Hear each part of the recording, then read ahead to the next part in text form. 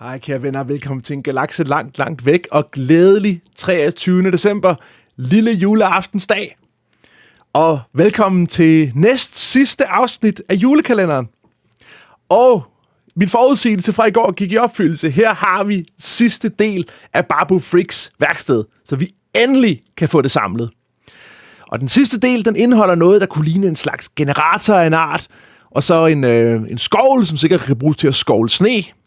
Og det kan måske være, at Babu Frik får Gunk-droiden fra tidligere til at hjælpe med det. Og så også en tynde, der indeholder flere droid-dele, en sort og en rød droid-arm. Godt, jeg vil gerne bruge dagens afsnit på at kigge lidt tilbage på årets kalender, fordi den er meget unik. Fordi normalt så indeholder kalenderen jo mange forskellige Star Wars-byg for forskellige dele af universet. Og det har de også gjort i år, men i år har de holdt sig til droids og bygget en masse omkring karakteren Babu Frik og hans værksted. Og som jeg også har sagt tidligere, alt er jo bygget to scale, så hvis man gerne vil lege med det, så kan man gøre det. Der er ikke nogen ting, der er ude af scale. Der er ingen små rumskibe eller landskaber den her gang. Og så vidt jeg ved, så er det første gang, der sådan er en rød tråd igennem hele kalenderen. Altså, og selvfølgelig savner jeg også mine Starfighters og mine landskaber, men jeg synes faktisk, det har været rigtig, rigtig, rigtig godt i år. Det er fedt, de prøver noget nyt, og jeg synes faktisk, de er sluppet rigtig, rigtig godt fra det. Den eneste gang, jeg kan huske, at kalenderen har haft et tema, det var tilbage i 2021, hvor hele kalenderen var dedikeret til The Mandalorian. Og altså, jeg er vild med The Mandalorian.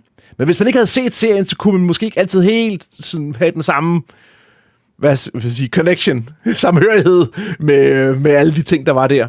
Altså, her er der så også et tema, men samtidig så er det universelt, fordi droids er jo nogen, der er med i alle afkroge af Star Wars-universet, og kalenderen hylder jo så de her mange forskellige droids, og vi kan så snakke om, hvor vi har mødt dem henne de forskellige steder i Star Wars-universet. Og i morgen er det simpelthen juleaftensdag, og det betyder, at den sidste låge i kalenderen skal åbnes.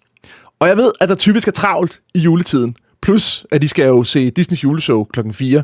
Så derfor så udkommer morgendagens afsnit ikke klokken 4, men derimod klokken 12. Og så er der tid til at få det set inden, så håber jeg, der er tid til at få det set, inden at det hele det går løs.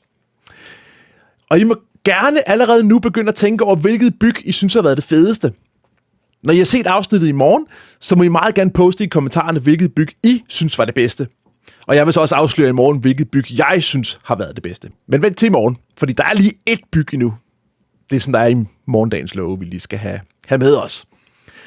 Og så også, som jeg nævnte for nogle dage siden, så indeholder årets julekalender faktisk også en overraskelse. Der er et vaskeægte Easter egg i årets julekalender. Og det eneste hint, jeg vil give, det er, at I har nu alt, hvad I skal bruge for at finde overraskelsen. Prøv, om I kan finde ud af det selv. Og ellers så følg med i morgen, hvor jeg afslører, hvad overraskelsen er. Og så håber jeg, I vil like og abonnere på kanalen, hvis I ikke allerede har gjort det. Vi ses i morgen. Glædelig lille juleaften. Hej!